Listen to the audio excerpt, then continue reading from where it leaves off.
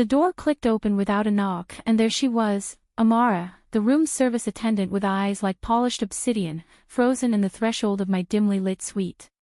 I was curled on the king-sized bed in nothing but an oversized towel, my sketchbook splayed open to a half-finished drawing of the jagged Spanish coastline, mascara-streaked tears blurring the lines I'd etched in fury moments before.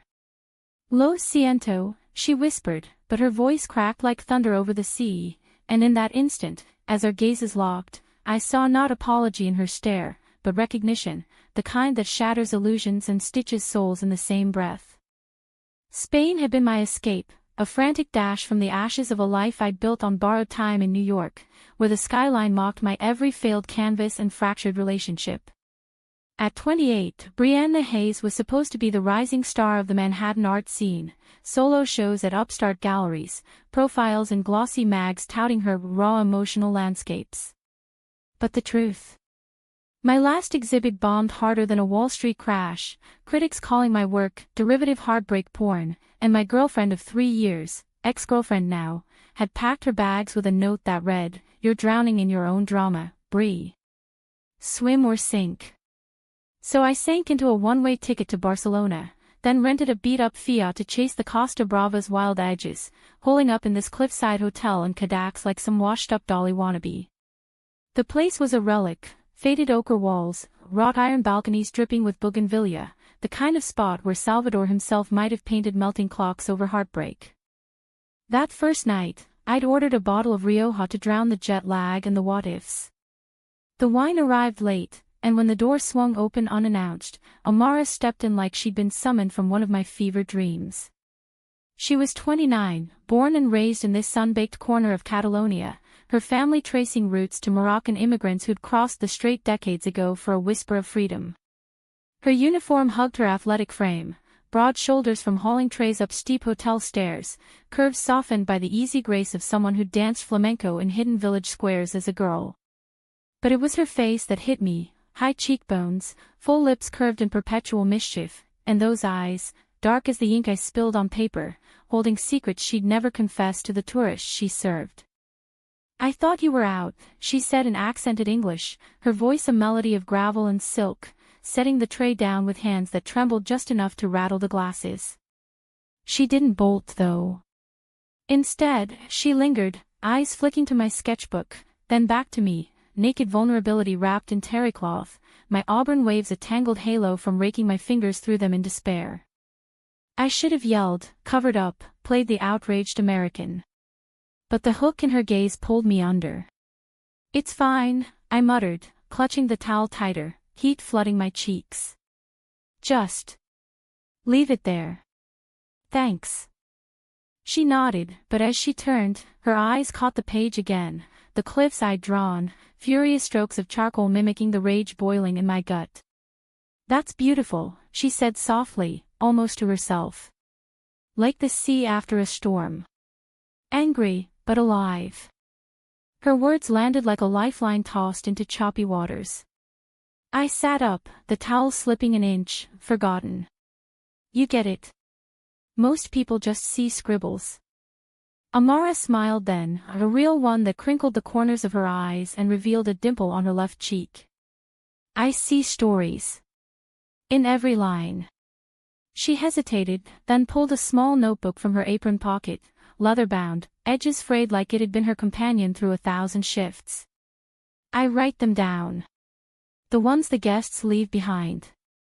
We talked for 20 minutes that night, her perched on the arm of the velvet chaise, me cross-legged on the bed, the Rioja flowing like confessions.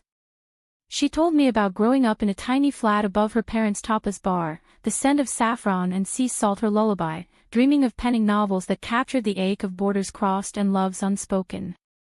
Her father, a fisherman lost to a rogue wave when she was 12, left her with a mother who worked double shifts and a brother who joined the army to escape the grind. Amara stayed, serving the rich foreigners who flocked to Cadaqués for its bohemian ghosts, but her heart was in the words she scribbled on napkins during breaks. I spilled too, about the New York grind, the gallery snakes who promised the world and delivered dust, the girlfriend who'd called my passion selfish chaos before vanishing into the arms of a predictable accountant. "I'm not running away," I insisted, though the lie tasted bitter on my tongue. I'm recalibrating. Recalibrating, she echoed, her laugh low and warm. That's a fancy word for chasing ghosts. By the time she slipped out, promising to check on me tomorrow, no unannounced entrances, I swear, the room felt less like a cage. I finished the sketch that night, adding a figure on the cliff's edge, a woman with dark hair, arms outstretched to the horizon. The days blurred into a rhythm as intoxicating as the salt air. Mornings, I'd hike the coastal paths, charcoals in my backpack, capturing the twisted pines and turquoise coves that Salvador Dali once called home. Afternoons, I'd retreat to the hotel's sun-faded library, a nook of mismatched armchairs and shelves groaning under forgotten tomes in Catalan and French. And evenings. Amara would accidentally detour to my suite after her shift, bearing contraband treats from the kitchen, churros dusted with cinnamon, slices of tortilla española warm from the pan. We'd sit on the balcony, legs dangling over the edge, the sea a symphony of crashes below. She'd read me snippets from her notebook, tales of star-crossed lovers in medieval Barcelona, or a widow who found solace in the flight of gulls. I'd share my sketches, her fingers brushing mine as she traced the lines, sending sparks up my arm that had nothing to do with the dying sun. "You're good, Bree," she'd say, her accent wrapping my name like a caress. "Better than good. You make the pain look like poetry." One night, under a sky pricked with stars like scattered diamonds, she leaned in close, her breath mingling with the jasmine twining the railing. "Why Spain?" she asked, her voice barely above the waves. "What pulled you here?" I hesitated, the truth too raw. "The light," I said finally. "It's different. Unforgiving. Makes you see yourself clear." She turned, her profile sharp against the moonlight, and in that moment, the air thickened with possibility. Our hands found each other, tentative at first, then sure, fingers interlacing like they'd been waiting lifetimes. Her lips met mine soft as a sigh, tasting of olives and unspoken longing. The kiss deepened, a slow unraveling, her free hand cupping my jaw as if I were fragile porcelain. Time suspended, the world narrowed to the heat of her skin, the rhythm of our breath sinking with the tide. When we pulled apart, foreheads pressed together, she whispered, "I've never done this. Not like this." "Me neither," I lied, because New York had been a carousel of fleeting touches, but nothing like this, nothing that felt like coming home. We became a secret symphony in the shadows of Kodaks. Stolen hours in hidden coves, where we'd spread a blanket amid the pebbles and lose ourselves in whispers and wandering hands, chaste explorations, mapping the curves of shoulders and the dip of collarbones with the reverence of artists unveiling masterpieces.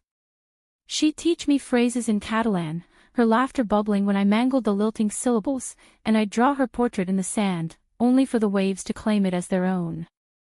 But beneath the romance, cracks spiderwebbed.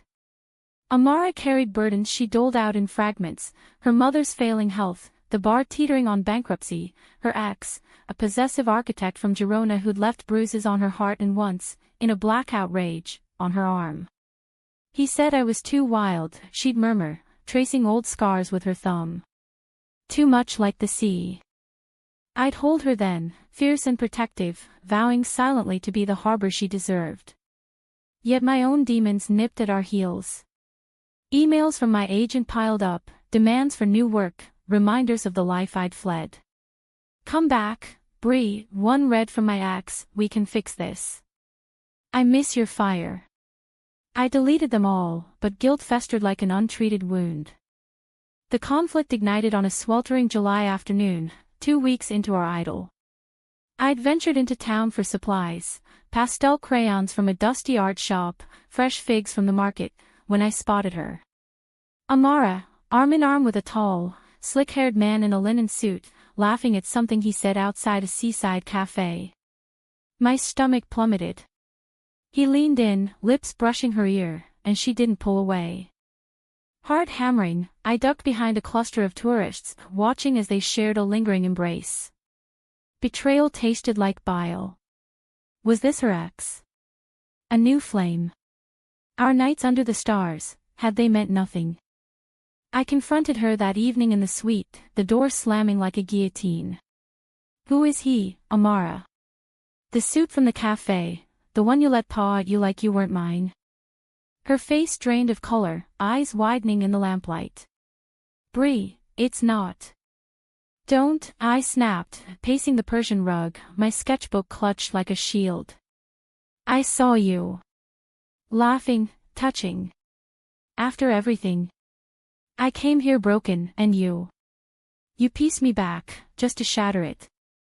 She sank onto the bed, hands twisting in her lap. His name is Javier. My brother. He came from the army on leave.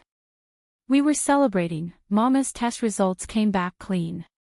Cancer-free. The word brother landed like a slap. Heat flooded my face, shame twisting the knife. Your brother. God, Amara, why didn't you say? Because you assume, she fired back, voice rising like a gathering storm. You build walls faster than you draw, Bree. I wanted to tell you everything, about the bar, about how I'm saving every euro to get Mama to a specialist in Barcelona. But you? You're always half gone, eyes on the horizon, waiting for the next wave to carry you away. Her words eviscerated me. That's not fair. I'm here, aren't I? Fighting for this, for us. Are you? She stood, closing the distance, her scent, sea salt and sandalwood, enveloping me. Or is this just another sketch? Beautiful, fleeting, washed away by the tide. We argued until the moon climbed high, voices echoing off the stucco walls, tears carving rivers down our cheeks. She stormed out at dawn, leaving her notebook behind, pages filled with our story, half-written, her elegant script confessing, she makes me believe in forever, but forever scares me more than the sea. I didn't sleep. Instead, I pored over those pages, seeing us through her eyes, my freckled laugh lines as constellations of joy, my hesitant touches as bridges over chasms. By noon, resolve hardened in my chest. I couldn't let assumptions drown us. I found her in the cove we'd claimed as ours, a secluded crescent of white pebbles hemmed by sheer cliffs, where the water lapped turquoise and teasing. Amara sat cross-legged on our blanket, knees drawn to her chest, staring out at the horizon as if it held indictments. The sun beat down mercilessly, turning the air to liquid gold, but she looked small, fragile, a far cry from the woman who'd kissed me like the world was ending. Amara, I called softly, dropping my sandals in the sand, the grain scorching my soles. She didn't turn, but her shoulders tensed, a telltale ripple. Go back to your suite, Bree, she said, voice muffled by the wind. I need space. I get that. I lowered myself beside her, close enough to feel her warmth but not touching. But running? That's my specialty. Let me stay. Let me fix this. She glanced sideways, eyes red-rimmed, hair whipping like black flags in the breeze. Fix what? You think one apology erases the hurt? You saw a shadow and painted it a monster. Guilt clawed deeper. I know. New York taught me to armor up, galleries full of backstabbers, lovers who ghost when the spotlight dims. But that's not you. You're light. The kind that sneaks through cracks. A ghost of a smile tugged her lips. Poetic, as always. But words are cheap here. Actions. They cost everything. We sat in silence then, the sea our mediator, waves whispering absolutions. I told her about the notebook, how her words had cracked me open, made me see the selfishness in my art, the way I'd use pain as pigment without letting love temper the palette. I want to stay, I confessed. Not as a tourist. As us. Help me learn your world. The bar, your family. All of it. She searched my face, weighing the sincerity. Mama's place, it's called El Olivo. Olives for the groves that fed us through famines. It's falling apart, Bree. Debts piling like storm clouds. Javier's leave is to help, but the army pays peanuts. If we lose it. Her voice fractured. It's all we have left of Papa. The vulnerability in her tone undid me. I reached for her hand, and this time, she let me. Then let's fight for it. Together. What followed was a whirlwind of makeshift alliance. I traded my easel for an apron, diving into the chaos of El Olivo, a cramped, fragrant den wedged between a souvenir shop and a crumbling church, its walls plastered with faded photos of fishermen and faded bullfight posters. Mornings blurred into a frenzy, chopping garlic till my eyes watered, rolling paella rice with callous thumbs, charming the locals with my mangled Spanish while Amara's mother, Rosa, a wiry woman of 55 with silver streaks in her braid and eyes like weathered chestnuts, barked orders in rapid Catalan. Rosa sized me up on day one, wiping flour-dusted hands on her apron. American, eh? Flash in the pan or staying power? Staying, I promised, though doubt flickered. But Amara's proud glance steadied me. Nights, after the last patron stumbled out slurring sea shanties, we'd collapse in the back room amid sacks of saffron and olive oil tins. Amara would lean against me, exhausted but electric, her head on my shoulder as we tallied tips under a bare bulb. "You're a natural," she'd murmur, fingers tracing lazy circles on my knee. "Even burned the sangria only once." I'd laugh, pulling her closer. High praise. But seriously, let's amp this up. Art nights. I teach sketching, you read your stories. Tourists eat that boho vibe. Her eyes lit like embers fanned to flame. You do that. For us. For you, I corrected, sealing it with a kiss that tasted of garlic and hope. The idea took root like bougainvillea on stone. We transformed the bar's dingy corner into Dolly's den, mismatched easels borrowed from my hotel stash, fairy lights strung like lazy stars, Amara's notebook propped open for impromptu readings.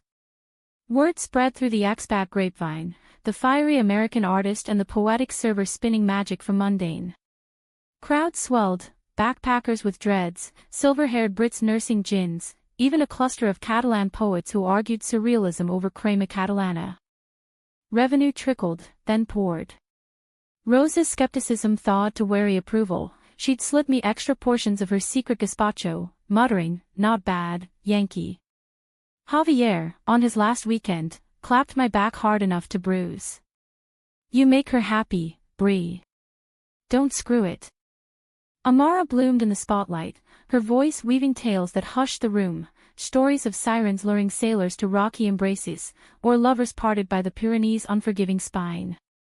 I'd watch, mesmerized, my sketches capturing her mid-sentence, lips parted, hands gesturing like conductors of emotion.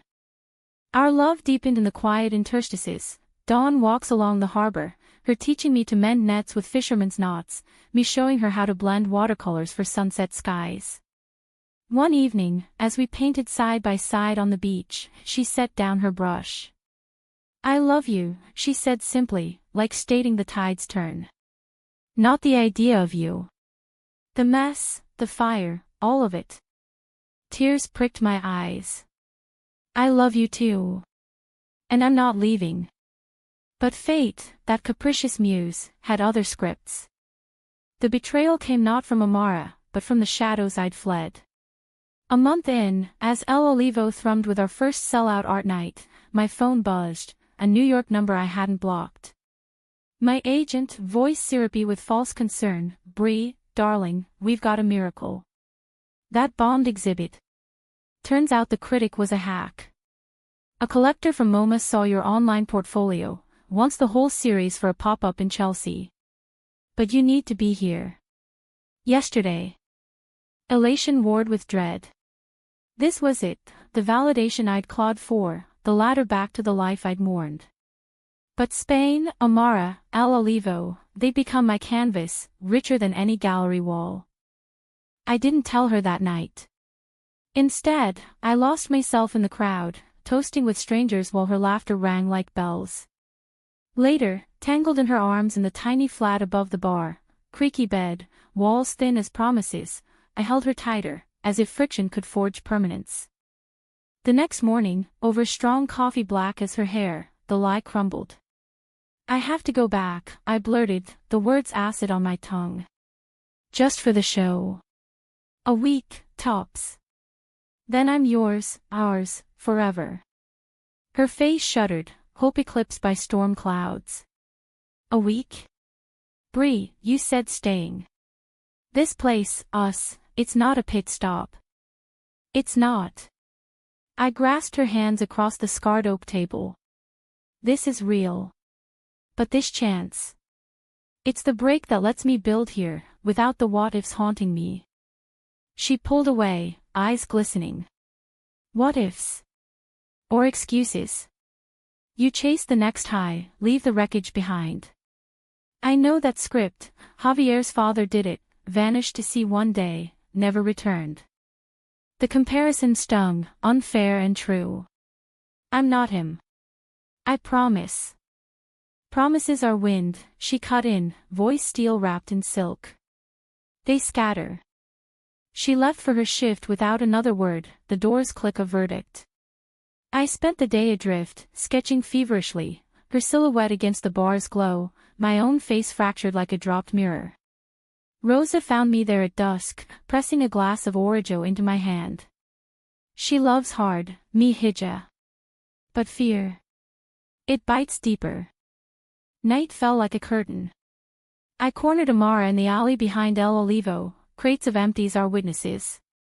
Don't do this, I begged, rain starting to patter, turning the cobblestones slick. Come with me. See New York, my world. We'll figure it. Her laugh was bitter, rain mingling with tears on her cheeks. Your world. Glitter and ghosts. Mine's here, roots in the soil, salt in the veins. I can't uproot, Bree. Not for a maybe. Then let me stay.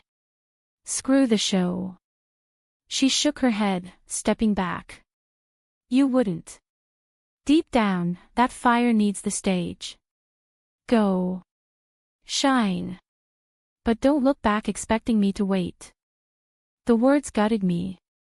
I reached for her, but she turned, vanishing into the downpour like a specter. I stood there, soaked to the bone, the rain washing away illusions. Betrayal? No, it was the cruel honesty of mismatched orbits. The flight to New York was a purgatory of recycled air and regrets, the Atlantic a mocking expanse below. I landed in a city that felt alien, horns blaring like accusations, skyscrapers clawing at a smog-choked sky. The pop-up gallery buzzed, critics in slim suits, collectors with checkbooks fat as egos, my canvases hung like trophies. Raw genius, one murmured. Emotional gut punch, gushed another. Champagne flowed, applause thundered. But as I smiled for photos, Amara's absence was a hollow in my chest, her notebook, tucked in my carry-on, a talisman turned torment. The show closed to raves, a contract for a full retrospective dangling like bait. My ex cornered me at the afterparty, all honeyed apologies, see. You belong here. We could try again. I walked away, the taste of her pragmatism sourer than defeat.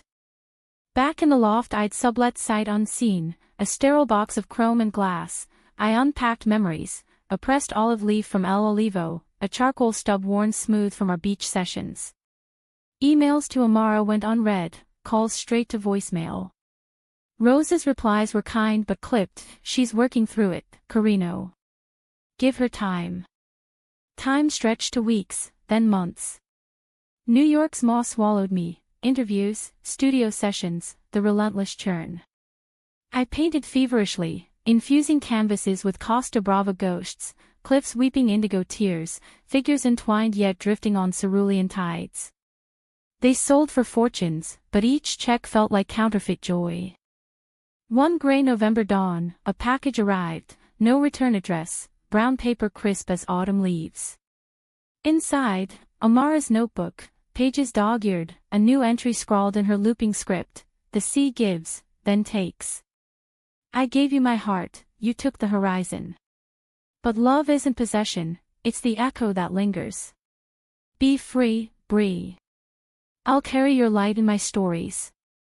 Tears blurred the ink. Below, a pressed sprig of bougainvillea, vivid magenta against the cream. I booked the first flight to Barcelona, heart pounding like a war drum. Cadaqués welcomed me with a sirocco wind, salty and insistent, as if the town itself sensed my return. El Olivo gleamed, fresh paint on the door, fairy lights twinkling even in daylight, a chalkboard sign proclaiming, "Art and Tales," every Thursday. I lingered in the alley, pulse thundering, then pushed inside. The bar hummed, locals nursing cortados, a gaggle of artists, new faces, young and eager, huddled over sketchpads. Rosa spotted me first, her braid grayer but eyes sharp. "Yankee," she said, "no warmth but no ice." She knew you'd come. Amara emerged from the back, tray balanced on one hip, laughter dying on her lips as our eyes met. She looked radiant. Thinner, perhaps, from the grind, but her hair longer, cascading like a midnight waterfall, and that dimple flashing as surprise softened to something tender. "Brie," she breathed, setting the tray down with a clatter. The room hushed, sensing the gravity. "Can we talk?" I asked, voice raw. "Outside." She nodded, leading me to the harbor, where fishing boats bobbed like faithful dogs. The sun dipped low, painting the water molten, gulls wheeling overhead in lazy spirals. "I sold the paintings," I started, hands shoved in my jacket pockets to hide the tremble. "Made enough to pay off the debts, full. Wired it this morning. El Olivo's yours. Free and clear." Her eyes widened, then narrowed. "Money? You think that's the fix?" "No." I stepped closer, the scent of her, saffron and sea, hitting like homecoming. "I think I was scared. Of settling, of losing the edge that makes me create. But without you, it's all sharp without soul. Hollow." She crossed her arms, defensive as driftwood. "And now the big city calls again." I turned it down. The words felt like shedding skin. The retrospective, the offers, ghosted them all. "I'm here to stay. Not as savior, but partner. If you'll have me." Silence stretched, taut as a bowstring. A wave crashed, spraying us with mist, and she uncrossed her arms, vulnerability cracking through. "I missed you," she admitted, voice a whisper. "Every empty Thursday, every unfinished story. But trust. It's fragile, Brie. Like sea glass." I pulled the notebook from my bag, hers, now adorned with my additions, sketches interleaving her prose, our shared narrative blooming across pages. "Then let's rebuild it. Line by line." She took it, fingers brushing mine, ignition sparking. Laughter bubbled from her, genuine and golden. "Stubborn American. Stubborn Catalan." I grinned, closing the gap. Our kiss was no gentle tide this time, a tempest, hungry and healing, salt mingling with tears of release. Her hands fisted in my jacket, pulling me anchor close, and in that harbor's embrace, the world righted. We didn't rush the mending.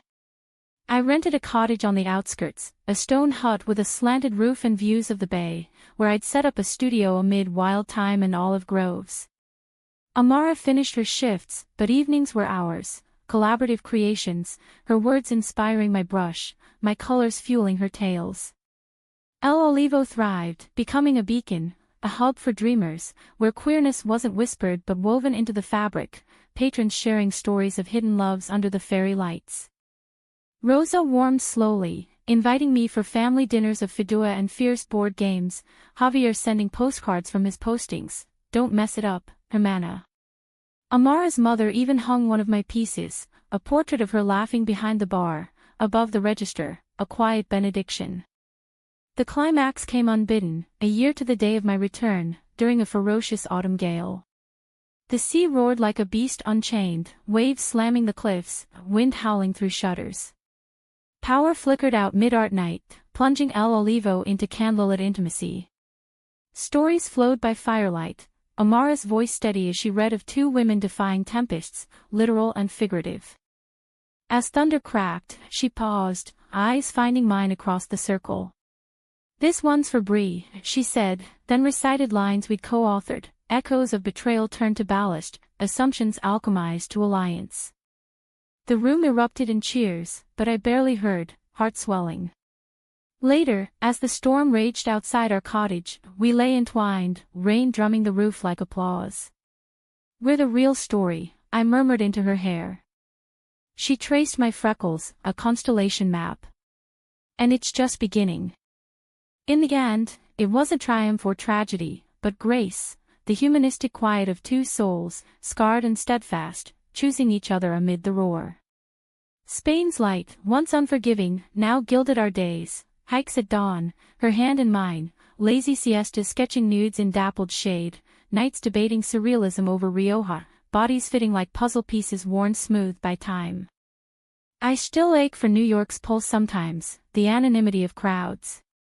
Amara dreams of Barcelona's literary salons, a novel in her drawer begging publication.